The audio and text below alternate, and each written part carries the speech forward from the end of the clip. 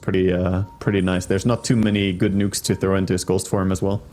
Yeah, when a call like the Necrophos happens there, a hero that we haven't seen banned, let alone picked at all throughout this Division 2, and then it actually is picked up, that's where you kind of sit back and are like, okay, yeah, this obviously is a really good Necrophos game, one of the rare ones it seems like a potential to have, and that's just even more of a reason why it feels like the cut is setting up for a better time. But hey, you know, it's you can strategize and talk about that all you want, but in the end it does come down to execution as well, and thus we got game number 2 upon us here. So yeah, even if CDUB's draft looks good in game 1, you know, it didn't work out that well. Hopefully that means that now that I'm not so confident in their draft, perhaps it's going to work out better for them. Who knows?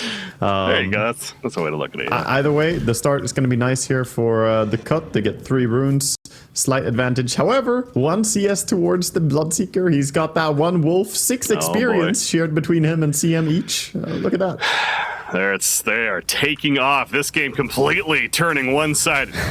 Well, I mean, yeah, right. Yeah, but for CDUB, let's give them a little bit of hope here, a little bit of light at the end of the tunnel. What is positive about what CDUB has going for them, would you say? Well, the good thing that they have going is that single target bursts. They can kill, you know, if there's one target that you're annoyed by that you want to be dead, they have a good lineup to kill that one person. You can rupture him, you can charge in with Primal Beast. I mean, your gank potential and like skirmish potential is really, really high in this team. Sure. That's what you get when you trade off some pushing. You make yourself specialist in one thing. So this team is specialized in fighting. Meanwhile, some couriers are going to go down here actually trading. It's Sanctified and B-God losing their couriers to each other. Okay, guess that's, you know, that's something. No first blood here, but the courier exchange happening. Putting some focus on this mid matchup, though, again, especially since we have a hero that, like I said, we haven't seen yet here in Division 2 play, Necrophos. What makes this a Necrophos game that is setting up to be pretty good for Shaggy? Well, Tusk is a really high HP hero overall, and so is the Primal Beasts. So that's a big thing, of course. You get good value from your ulti later on, and your Heartstopper as well is going to be more powerful. But it also adds a little bit of AoE healing to the team, some sustainability that is very good when you have a Lycan as well. You can heal up his army. It rounds out the draft in a nice sense for them because they get that extra disable as well. The ulti can be used, you know, against TPs. Top lane though, Ela doing a lot of damage, stomping around. First blood coming. It's who's going to be first. Imperium will fall. You mentioned the trample on top. Aframush, go figure, gets credit for the kill. He's good at doing that, it feels like, especially in this landing phase. But that's the start for CDUB as they take a 1-0 lead. Yeah, this lane is concerning. Playing a silencer, sure, he's a good lane bully, but Spectre is the opposite. It's a carry that, you know, doesn't do that much, doesn't threaten that much in laning stage. He does have the 5 mango build, something that's been popular lately. I think RTC is one of the ones who, you know, helped pioneer the mango love recently as well. But even with all the mangoes, you're still just a Spectre, and you will get trampled down very hard by a Primal Beast. Yeah, that's fair. We're putting so much talk on this Necrophos and like, oh yeah, we haven't seen it yet. We haven't seen a Spectre yet either, right? Now that I'm thinking about it. So really, the cut is running 2 heroes that, here we are in week number 2. Plenty of matches have been played and that just haven't been seen yet. But talk to us about Spectre. What are the expectations you have from him this game? I was a little bit surprised to see Spectre get picked here. I didn't really see a clear reason for Spectre to be the carry here. Like she has her value, like Panel said too, good at killing supports. Bottom lane, a support that's gonna live as B-God running away, and so Sanctified. But yeah, she has good potential to jump in and bring down that Rubik quickly. Also CM is always gonna be in danger when the Haunt comes in. And against all this single target damage, the Dispersion will be good for dealing back some damage until a method of breaking comes in. But Aghanims and Primal Beasts, for instance, would be fantastic against Spectre. We'll keep an eye on that progression there. If he does choose to go for it, Scourge McDuck, though, speaking of the Spectre, is trying to use the dagger to get on out, but it's going to be effective. He's able to cut through the trees and survive Aframush. Just not enough damage to finish the job. Did have to use his wand there, of course, but well worth it to stay alive. Imperium manning up against the Rubik, proving to be a futile effort. Will survive though himself. But yeah, this lane, as we talked about, is definitely going the way of CDUB, so That's a good sign for them. Yeah, that's a good lane for them. Meanwhile, though, mid lane is absolutely not going their way. They have 0 denies on the Tusk. Oh, they're diving in for the science. They're gonna get him, probably. Just trample after. Spectre is like, yeah, okay, as long as it's not me, I'll just keep CSing. It's fine. Yeah. What do you do? So yeah, you're talking about, oh my gosh, that's making me realize that too. Tusk 12-0 is currently back at base. 28-5 Necrophos, yikes. Yeah, mid lane is very one-sided right now. I do think it's, you know, heavily Necro-favored matchup, but this is probably even worse than it's supposed to go. Like, so far, Shaggy is outplaying Mark here on this lane, not getting a single deny on Tusk, who has the snowball, you know. And again, Mark is doing what we saw last time, going for the point and tag team. I'm not a fan of this build. He did it last time he played Tusk as well, and he also that was the game where he was like extremely far behind the enemy mid. Yeah, and that's, you know, facts are facts to that point. It's, yeah, see, there was the one game where he was a Tusk, got behind, and it was a, you know, not the greatest performance. Now, again, to be fair, his team did win it in the end. That was the comeback game that they had. Yeah. That's what matters. But yeah, this is now another Tusk game where he has fallen behind quite a bit, even more so than he expected the match to be set. But well, certainly. We'll see if Mark's able to step it up as the game progresses. But bottom lane, B-God, guess what? He's just busy helping to get a kill right there. Chives credit the Wolves doing that, but he will end up falling, of course. Safe transport back to base. Nice thing about laning together with Lycanus, you can always just send over his help. Silencer might be in danger, but the slow from both the curse and the dagger, actually Eli is in trouble instead. Facebook it's going to be fine. Yeah, a little bit speedy, but speaking of his support, that's because Rubik's mid lane. You got the Ghost Shroud, though, coming out from Sam, and dear God, that heal. Level 3 Death Pulse and a Wand use. All of a sudden, he's back to full life. I want to give, top lane, Empyrean gonna find Ela on the way back here. Gonna get a kill, solo kill. I want to give some credit to Shaggy for surviving that as well. That was by him not skilling ulti the moment he hit level 6, right? Always hold your skill point unless it's immediately giving you some reason to skill it. He didn't need to skill ulti, because who knows, maybe he's gonna need something else. The level 6 point that he put was Ghost Shroud. That allowed him to survive the gank. So, very nice to, you know, just see that discipline. A lot of people would just put that point in ulti. I'm level 6, I ulti. Oh, very, very good point. That's glad you caught that, because that's one of those kind of smaller details that it's hard to appreciate, especially when not pointed out. So, yeah, well played by... Guys, we keep referring to him as Shaggy, but again, no one in game here is Sadman. 0-1. Yeah. Shaggy's just more fun to say, so stick with that. Oh, and speaking of him, Tusk, there's that Reaper Scythe that's not going to get the kill, though, but okay, Snowball. Now, Sadman, he's got that Death Pulse getting activated in time. Pops a Ghost Shroud, Death Pulse missed, though. Marcus surviving, he got the team support, and Tusk could set up a turn. The Walrus punches here, and Crystal Maiden showing up as well, puts out the slow. They want this kill on a Necrophos, and it looks like they might get it. He had a wand, not able to use it, though. Fade Bolt Nuke is enough. B-God, he gets out. Whew, that was close to a Frostbite as well. Sanctify was on the hunt there. Nice reactions, nice punishment. That was very close to getting the kill with the Reaper Scythe. But stopping that kill is really impactful, because that means no Urn of Shadows charge for the Necro. Interesting to see, by the way, the Urn build on Necro. I haven't seen that so much, but it makes sense if you want to be active and have a lot of fighting. It's a good hero to be able to heal himself up, and getting a bit of extra damage helps you get those kills with ulti. Well, is this maybe a Spirit Vessel? I'm trying to think, like a Spirit Vessel maybe gets a Bloodseeker, like is there logic there if he wants to this is more for the earn value. This is not a game that prompts you to go Vessel. Obviously, it will stop the Bloodseeker's healing a little bit later on, but Bloodseeker also rushes BKB pretty fast after Maelstrom. So this is more that he just wants to have the Urn for extra damage.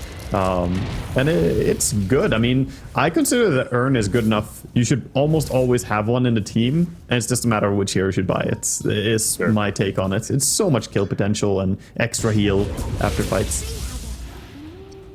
8.5 minutes in, a lot of movement around this middle of the map. Top lane, by the way, Scourge McDuck. We're going to see our first Pulverize coming out, but Scourge McDuck, he's a little tanky. He's got those power treads and not much damage that Promovis is going to do right there.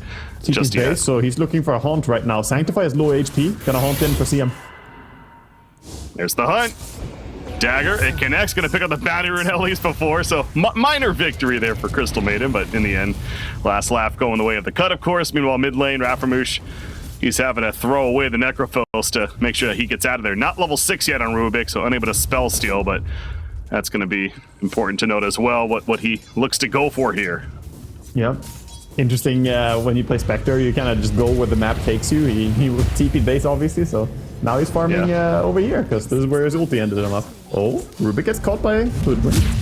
Hoodwink, though. Or, I was going to say, is Hoodwink caught by the team of CDUB, and there's some counter-tipping coming out, so having fun with it. But yeah, getting a bit too eager right there to make the kill. Oh, and the MP showed himself! Imperium, oh no!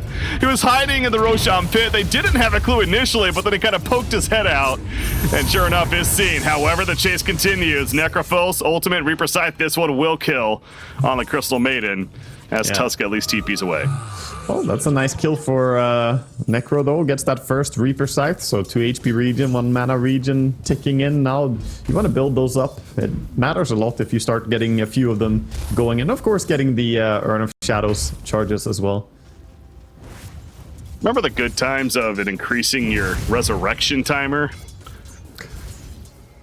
Was that a thing? And even... Wait, resurrection timer? Like respawn? Yeah, right? With Reaper Scythe, yeah. Am I making that up? Yo, I thought it was like, yeah. You mean the adding to the death timer? Yeah, of course. Yeah, the death timer. Yeah. And then there was even, wasn't it like axe where like you couldn't even buy back? Something for yourself. I was like, what? Faster respawn or something? No, that was like what, Bloodstone or whatever. Yeah, that's those iterations. Yeah, true. And then you had the no buyback allowed as well. That was the best one. Yeah. Adding 30 seconds and making so enemy can't buy back. Goodbye. Yeah, he was. Let's just call it what he was broken at that time for sure. Very nice for sure. Bottom lane, by the way, we haven't talked about him too much. Just having a pretty flawless game so far on the Bloodseeker Double King. Free farming a lot down here. Has the early Maelstrom, 82 CS right now, and well ahead of everyone. 300, 400 gold ahead of the Necro right now.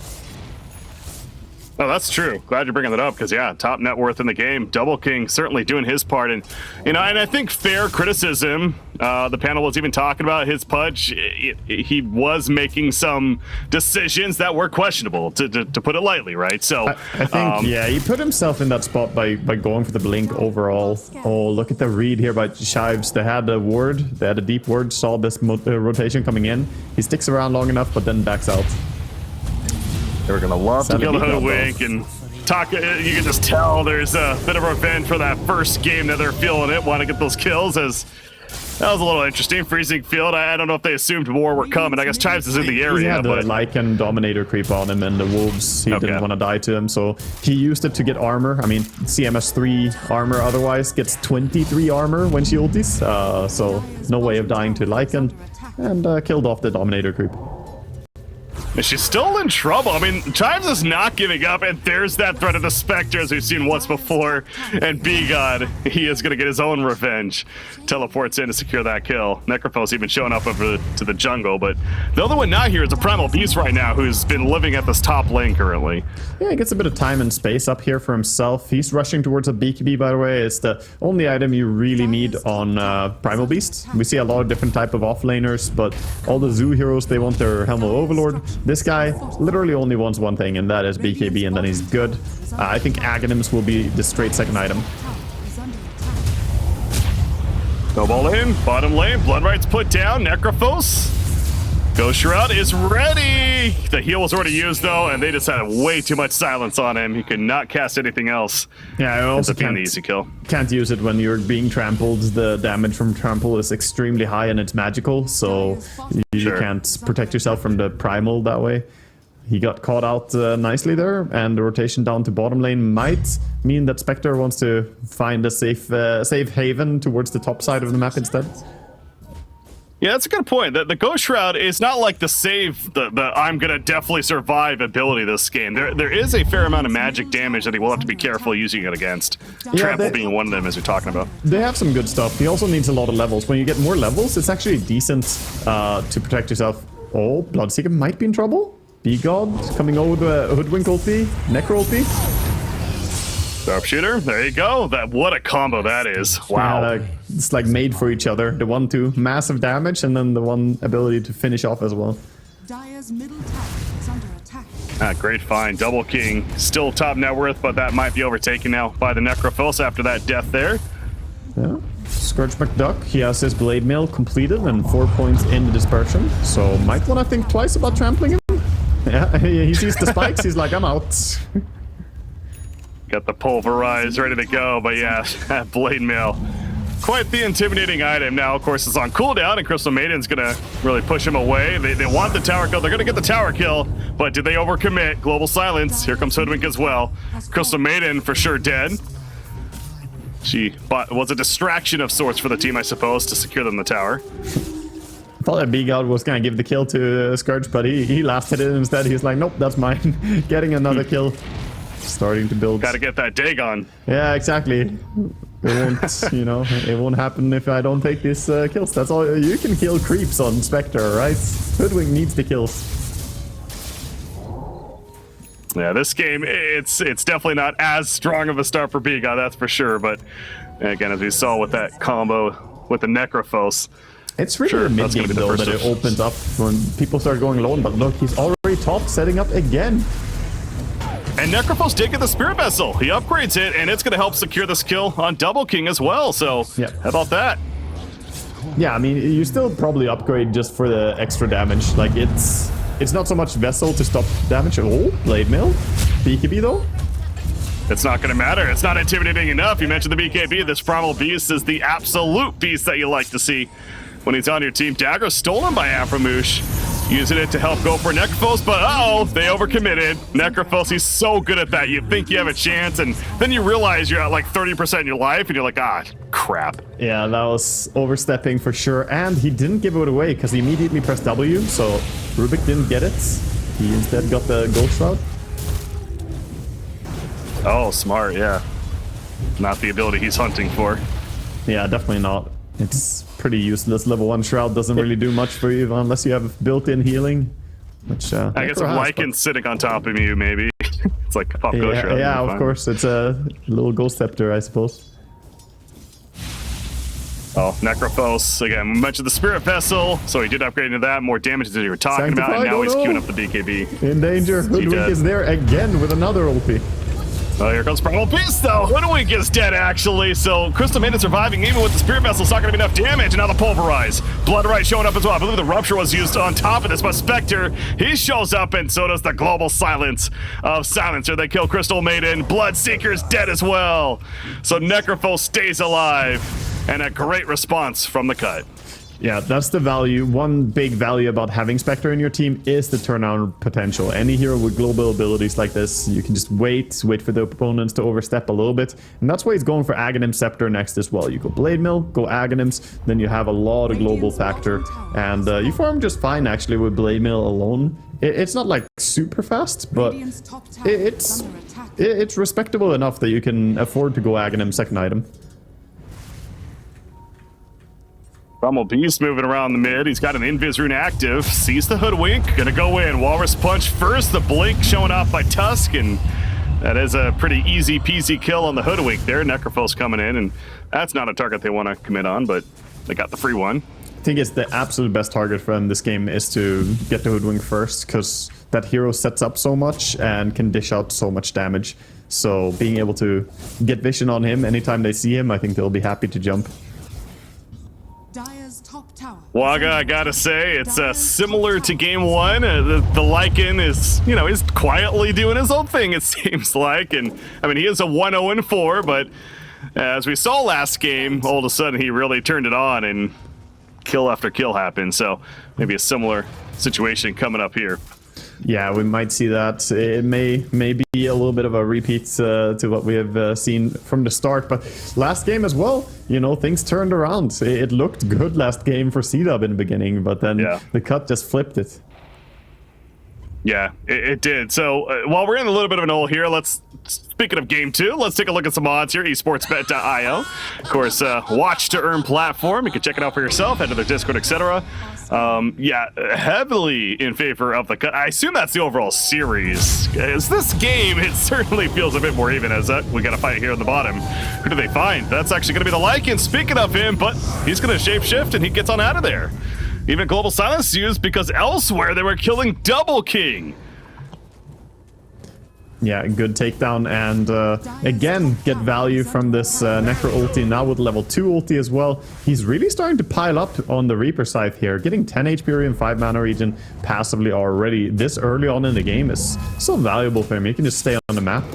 Meanwhile, I'm seeing exactly what I was worried I would see from the side of CDUB. They have these heroes that are great for ganking, but they're not threatening something bigger. Like, they did take 2 tier 1 towers, but I feel like they're... oh, there's rotation from Tusk, though. Find Silencer. The lack of objective taking may be concerning, but their hero killing potential is certainly there.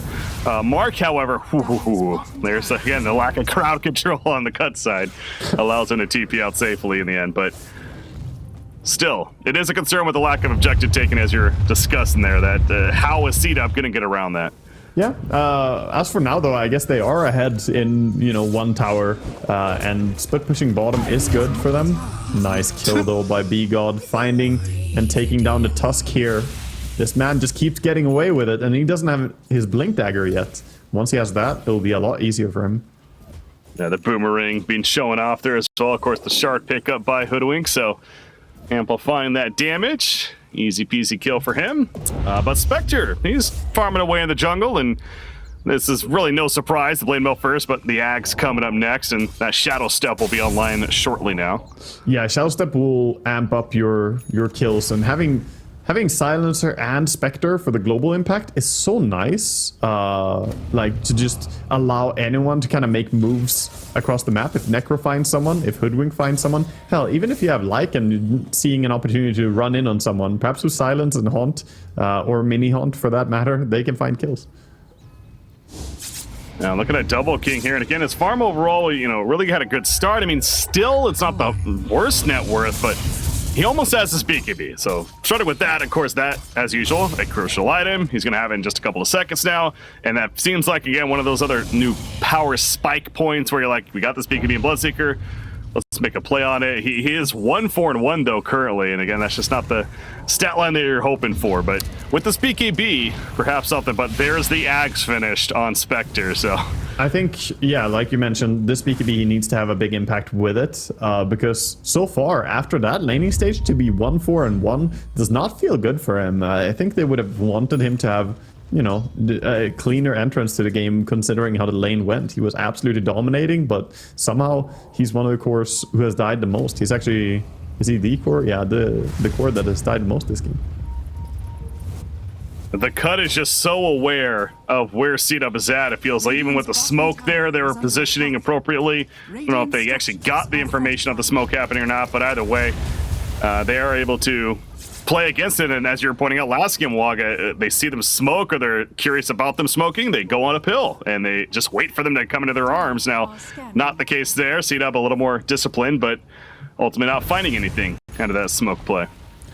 Yeah, I like the ward that they threw on the top map, by the way, like near the tier 1 tower on Radiant there. That ward has revealed a lot of people walking by, just giving intel on kind of whereabouts the opponents are. It doesn't see them for a very long period of time, but it's still crucial information that you can use. And it's like almost guaranteed not to get dewarded. That ward is so difficult to find.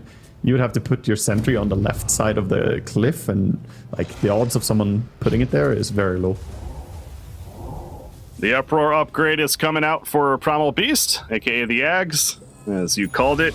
So that's, again, another tool. Now they have that, they got the BKB and Bloodseeker.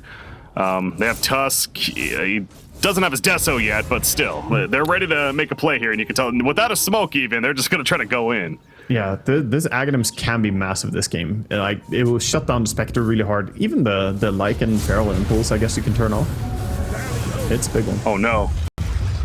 Rubik is able to make it out, but that Spirit Vessel is taking him down, man! He's gonna live. You see even the trample by Ela just in case somebody was gonna jump in. Makes it out, though. Yeah. Mark's gonna far Meanwhile, bottom. Lycan just trying to use his dragon to split bottom, and Mark is reacting to it, coming in with the punches. Not gonna be able to bring down the dragon, but at least stops the tower threat. Yeah, so Lycan clearly doing a lot of, while they're occupied elsewhere. I'm gonna push towers. Mid lane, Elo is going for the reach on a Necrophos, unable to get in range of him though, just barely outside of him, so survives for now. Yeah, and if the game is progressing slowly, then the cut are the ones who are happier with this. Like right now, this kind of lull that the game is in is favoring them quite heavily because they just scale better into late game. And I think right now they're super happy with just dodging the fights. Nobody really wants to go top because they know that V-God is sitting there looking for solo pickoffs. He's just patiently sitting in the tree line. Yeah, and it certainly feels like CDUB is aware of that too, as you're pointing out, Waga. It's like they understand that they're not maybe going to scale as strong, so they're trying. I mean, they certainly are trying. We mentioned the smoke. They've even tried to blind there without a smoke, trying to go in, but they just can't catch the cut. Cut's a little too slippery, and obviously that's to their credit on the cut side and them playing disciplined and understanding the game state right now. I mean, in another case right here, Tusk is just going to YOLO jump in. He is going to find somebody, but realizing, wait a second, this is not the initiation we're looking for. The Blade Mail chase, Scourge McDuck, though.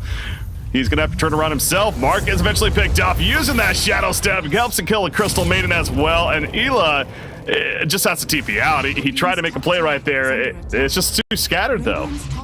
Yeah, they have great heroes for reacting to the initiation. So if CDUB don't have a lineup that can force down a lane and push S5, which they don't, then they have to look for these random skirmishes. But when the skirmish happens, there's global silence. There's Spectre with the ulti. Immediately they turn it around. Mark is out of position, and Necro comes in with this brutal travel really fast as well. They can travel in on the wolves, by the way, and on the Dominator creep. So he gets himself in position to get another reap, reaps down the CM, and yeah, this is just really controlled for them. And they don't want to push their advantage. They won the team fight, and while they do have heroes that could go and try and get objectives like Lycan, this is too early on in the game. People respawn quickly. You don't want to fight without your global, your Reaper, your Spectre ulti. So they just want to wait, reset, and try to repeat what's happening. Yeah, I love this shard pickup. I like it as well. By the way, top lane, that's another kill. Scourge McDuck, not even really needed, let's be honest. V-God had that the whole time. Jumps in with that blink dagger, and that's the item to help him come online, of course. And we are seeing a couple of cases of that now. So, but yeah, Lycan just having the wolves randomly spawn in the lanes as well, even assisting with that much more push. It just feels like all three lanes, now as I say this, the mid lane's being somewhat pushed in for CDUB, but you see where their heroes are. 4 of their heroes, the ones alive, are currently in that middle area, but the other 2 being outpushed by the cut currently. So, again, the cut playing it very well, playing it exactly how they should be, it feels like, and CDUB needs to figure out a way around this some way somehow. I mean, a Basher just finished by Double King, a Yols pickup on Rubik, so they're getting some item progression, but it's about making use of said items. Yeah, they're progressing, but they don't have the heroes that scale as well. So like you pointed out, they need these items to turn into something. And the thing is, I highlighted that their push is not the best. You know what's also not their best? The Roche is kind of they have tag team and they have Deso, so they can certainly go for Roche, and I think that's what they're thinking now. Like, let's take Roche, but it's not like they can take a 10-second Roche, like it's super quick. They will have to bring everyone, and they will have to try and deal with the lanes before they go there. Yeah, Hoodwink, top lane. Rubik's kind of protecting, I guess, but Rubik also needs to be careful now. Again, without Yols pick up on Rubik, that's a way to stop the incoming death from happening. But V-God is just going to be very patient, wait for the appropriate time. But you can certainly feel that CDUB is playing a bit scared, understandably, especially with what happened in Game 1. Yeah, so they don't go top alone. They go there with multiple heroes, but I think V-God now could maybe cut the next wave here, and they're pushing bottom already. They're pushing mid. Might not even go for the cut on next wave. He's just sitting there. He's chilling, not revealing himself. I think he's been off map for like nearly a minute now without revealing himself. Yeah, no, talk about patience. It's not easy, but he is going to eventually TP back to his tier 2 tower, though, and set up elsewhere. So yeah, just Okay, waiting for the opportunity. So now they will try Roche, because now they shove top all the way. They now have the position to do Roche. They're protecting bottom with Primal Beast. And this is probably going to go their way, because nobody is really playing that side of the map. Primal Beast is creating space.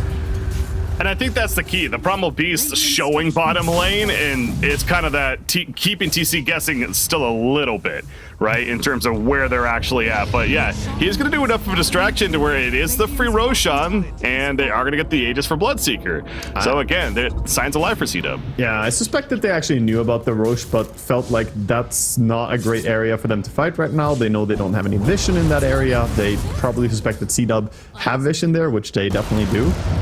So instead, they go for the trade. They get the tier 2 tower, take outposts in exchange for Roche. So CDUB, they get the Aegis. Now they can use that to try and, you know, have more impact in a fight.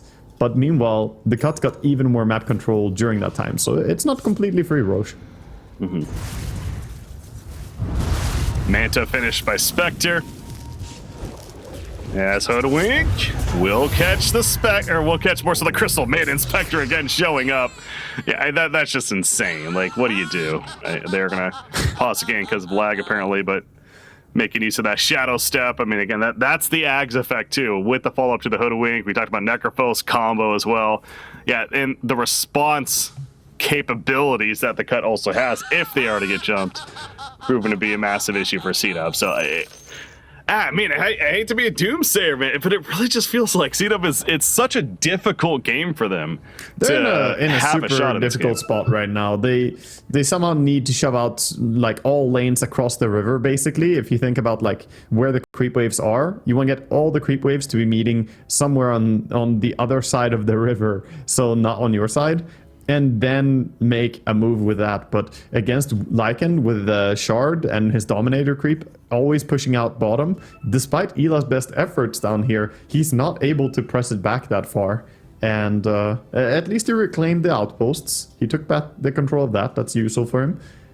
But no, I agree with you. This is a very complicated spot to be in.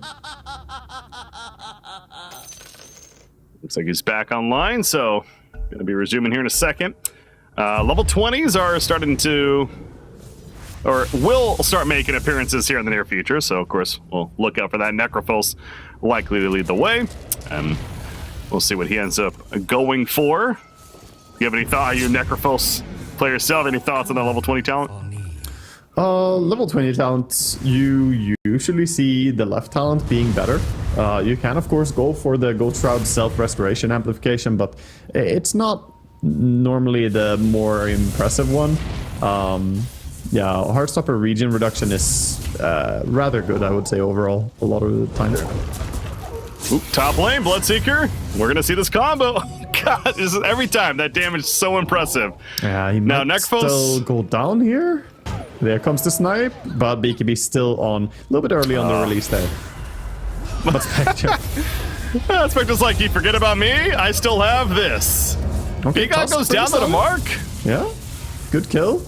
Full disengage on the side of the Cut, but that is ultimately a nice exchange, I would say, for CDUB. Yes, you lose your Aegis, but you get a kill on a hero with a streak. That's actually almost 800 gold. It is an 800 gold swing for killing just a Hoodwink. And Mark needs this. He needs some kills going their way because Tusk doesn't farm that well. And I don't think it's critical what do you do after the fact. Mark is going to be exposed right here, so he knows he's going to just jump up. Oh no, into the Reaper's Sight though! And the immediate death reaction of the Cut. That's what I was getting at. It's like, so what do you do now for progress off of that exchange? And unfortunately, it's Mark going down. Bottom lane, Chives. He's going to use a Pulverize, try to keep Chives close enough. Is Ela. Gets on through with a stun and the stolen sharpshooter from Rubik. That's a nice one to have, actually. That's a really good spell. So much damage. So they get a nice takedown there on the Lycan, and that's going to free up a chance here for them to actually go for the tier 1 tower. This is exactly what they needed. Lycan down, and there's Global Silence cooldown. The Spectre ulti and the Necro ulti are both on cooldown as well. Like, this is go time. I'm surprised they're not rushing towards a tier 1 tower to get some more maps. we're 32 minutes in. I'm with you. You They're just figure by jungling. now. I mean, I think they're Yeah. too intimidated at this point. This is an opportunity to make a play when everything is on cooldown and you have one takedown. yeah, that definitely shows a bit of a lack of confidence. Absolutely. So they're gonna just, as you said, they're farming up the jungle. They're not gonna push the objective, and it is gonna buy a little bit of time for the cut to regroup, get those cooldowns ready to go. Haunt ready in 20 seconds. He'll shadow step in on Ela. Ela using that trample with the Ags, but he's still being run down. BKB just gonna go for the onslaught away. Necrophos in hot pursuit though. Doesn't have a blink himself, so in the end, probably this is gonna be fine, but No blink, but he's going for a heart, and he's not too far away from the full heart on Necro. He only needs his bit booster, so in 320 gold, he's gonna have the entire thing, and then this Necro will be not unkillable, but incredibly tough to bring down. He was previously pretty hard to kill, but with this, if he adds like a Shivas after that, he will be absolutely unkillable for the Radiant team, I think. well, and to that point, his level 20 talent. So he ends up going the Ghost Shroud self restoration amplification. So even that much tankier. Spectre, keeping it simple, 350 life. So both of these cores very difficult to kill. Yeah, when you go for the heart, then it makes a lot of sense that he wants the increased restoration, as the heart benefits really well from this as well. Get even more heal quickly. Dire's top tower is under attack. Mid tier top 2 lane? looks like it could be the threat here, and top tier 2 at least being harassed here. Oh, and then bottom lane, it's Ela by himself. Never mind, more showing up. In Tusk who jumped in, but again, the response is just always so good from the cut. It feels like as soon as Tusk goes in, he's out for 70 seconds. No buyback, double king. He's running in, Spirit Vessel's up, he'll pop his own BKB going toe-to-toe with Chives, but a battle that he's not going to win with more support nearby. Onslaught not through, but that BKB's being activated all over the place in the middle with that trample. However, Necrophos pushes in, gets the Reaper side kill on a Bloodseeker who's also staying dead with no buyback. The cut breaking through right now into the base. They did lose Lycan.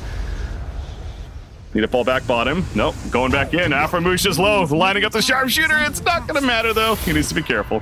Yeah, Necro does Shadow not care Step. about that one. Spectre having a little bit of fun, diving in, diving out again, but that was fully debated. They got pulled into the false sense of, oh, Necro's a little bit alone. Yeah, but he is also Necro. That guy's unkillable. Nice dive by Ela Especially here. with the heart. Gonna get a kill. But at what cost? Onslaught? Okay, he's good. Yeah. That was good. He spotted an opportunity. Aframoosh trying to keep Necrophos here. I mean, 10 seconds for Tusk. You But- can keep him wherever you want. I don't think you're killing this Necro. No. The sharpshooter going right on through. They want him still. Onslaught? They really want him, Waga. Is this going to be worth it? Oh no, Ela's dead. That's what I was worried about for them too. It feels odd. Well, why are they so committed to really stick on this Necrophos? I don't know. Hey, he brought down the Necro to 80% HP. He was fearing for his life there for a moment. Still holding the 20 magic stick ready as well. I don't see this Necro dying again this game unless he really works hard to kill himself. Yeah, that almost just seemed like one of those moments of, I swear it's gonna work, I swear. And yeah, like 80% life maybe, and he had supports nearby. I mean, the Spectre, that really was Spectre never just gonna clicks work. her buttons and jumps back in from Fountain again. Like, that's the danger as well. The more you commit on Necro, the happier he is because his team gets a chance to punish. This hero at this stage needs to be entirely ignored. You don't have the items to deal with him. You don't have a Shivas. You don't have a Skadi. You don't have a Nullfire. You know, the items to bring him down. You know, I was just about to say this as well. Guess what item B-God has now? He's got his Ethereal Blade. And you Happy see the times. use there. Yep. Crystal Maiden. Certainly had a harder No start longer. this game than last game over on the side of B-God, but even so, he's played the same impacts, and I think a lot of the impact he's had this game is not represented by stats alone. It's just the fear he put in the opponents. Mark, farming top, has his blink and BKB, so he should be fine here. I didn't even think about the Ancient Granite Golem as well. You might have mentioned that yourself, but yeah, Necrophos was at 3,800 life with that thing standing near him. Oh yeah, That's and ridiculous. every life point is so valuable too because his resistance is from cloak as well. Tusk. What? Sharpshooter from Rubik is like, gotcha. But no, it's Rubik the one that's got perhaps, although Mark's trying his best to save his teammate. Sadman is deep though. Necrofos using his ultimate to take out Rubik, and look at the positioning of the cut. They just don't care about the tower. Mark. He's fine. Is it gonna kill him? He's fine. Oh, He wow. was really low though, but yeah, we have some sniper v sniper action here. The counter sniping. It's exciting stuff to watch, but that was actually the first death of Aframush this game. He's managed to keep himself safe. Oh wow. But meanwhile, of course, there's been plenty of other deaths on his team, so not to say that him surviving has necessarily improved their chances too much. Yeah, I mean, it goes back. He did get that Yules earlier on. He's got the Yules blink, 8th lane. So yeah, he is all about sitting back in the reach. But yeah, there is a lot of catch with the cut. Of course, Spectre specifically, and how he can just get on top of you, like, and etc. It is a faster Roche on respawn. Both teams, once again, very suspicious of it. Ela, Imperium having to deal with this primal beast in his face, and that's not easy. However, he's gonna get the backup with the global silence as well, and suddenly Ela's just about dead. As BKB at the last second will keep him alive for the time being. He's gonna have to onslaught away. Mark finishes the job on a silencer though, and gets the hell on out of there. So much damage to Primal Beast immediately there. That sharpshooter, it's funny how like good Hoodwink players make this hero look so busted. It just looks broken. So much damage in no time at all. The boomerang, the E-blade. He didn't even charge the ulti for more than a split second there, and still the Primal Beast was down to like 400 HP trying to run away. I like the composed nature of the cut here. They're not rushing this Roche. Yes, you're ahead. Sure. Yes, you're in the lead. But why give that opportunity? Top lane again. Oh, he went back in. Well, great here from the Spectre. Yeah, he did not need to do this, and he's just dead now. Oh my gosh, 90 seconds, no buyback. Oh, He lands it. No disable needed. Just lines it up. Perfect. And it's funny because you hear that ulti going off in the fog of war, but still he manages to catch Mark. Maybe the CM ulti was overpowering it audio-wise though. Conceal your ulti. Spectre, though, I mean, again, he was out initially, but it got greedy, did not notice all the reinforcements nearby from CDUB. I think he double tapped or something. He clicked one too many times there. It was just a mistake. I don't think he wanted to go in necessarily because it was pretty obvious that a lot of people were around. But is this a time, though, see, like, buyback Tusk, go for Roshan, force a fight, right? I mean, they don't know that he doesn't have a buyback, to be fair, so. Yeah, that's the worry. If you buy back here, are you also confident that you'll get Roche for it? I mean, there's still global silence. There's Hoodwink ulti up again, of course. He has no cooldown. Lycan and Wolves are going to scout you doing it. You can't just buy back and go Roche. You have to wait. So, sure, Spectre died, but not too much punishment going to come out of that. Mm-hmm. I was going to mention, though, we saw going into that exchange right there, tier 4 items are being picked up, so keeping an eye in terms of what has been picked up. Penta Edge Sword picked up by Bloodseeker, who has a full Glype now, so again, Double King, like we talked about, he hasn't had the greatest, most effective game, but he is built right now to be fairly deadly if he's able to get on top of people and get some auto attacks in. Yeah, he's pretty strong. I fear that it's hard for him to get on top of and do anything to the Necro. Necro really prompts you to go Nullifier. If you don't have Nullifier, you're not going to kill the Necro as a carry. That's pretty much the field. Sure. Oh, nice move coming in here by the cut, I think. We still have it. Yeah, your best Spectre's maybe, second guess in here. He's just gonna let the illusion do his thing. But the Sadman jumps in the Reaper's side. The BKB coming out though from Mark in response. Ghost Shroud immediately. Ela onslaught forward. He ends up going to the back lines on a Hoodwink. Global silence used though. And now Hoodwink's able to make his way out of there. So far, nobody dead. Make that Rubik dead. And so is the Crystal Maiden. Double King holding his ground, but without his supporting cast, he's in trouble. The Sharpshooter finishing the job. 80 seconds he's out for. And now the cut can start breaking the base. Man, B-God is in their heads. They're so angry at him. They commit so much to try and catch this Hoodwink. Just charge through the entire fight. And then they're not ready for the rest. And this dive trying to hold here, but he has no BKB. Oh, he's just dead. He's desperation at its finest right there. I mean, he is going to buy back, but yeah, you can just feel it now. CDUB is just, they're doing anything they can do to slow this game down, but it is just, it's too overwhelming. Yeah, the push is happening, and this is where we see all the pieces coming together. The Necro is healing everyone up. The Spectre is that tanky frontliner. So is the Necro, actually, the two of them. And Lycan's just sitting back, letting his Dragon do the pushing instead, and the Wolves, of course, staying safe. Good positioning overall here by the cut. Staying disciplined in their push, and the side of CDUB, I just don't see how they can defend. No Bloodseeker for 20 seconds. You're not going to have any barracks by that time. Yeah, pretty much the case. Shapeshift even going to be activated. Yeah, that's an illusion of Spectre that they're using on up over here. Mark, meanwhile, where the hell was... Oh, he was in the middle lane, I guess. It's got sharpshooter within the killed. scope of the sniper. That is the Hoodwink. And thus he is dead again.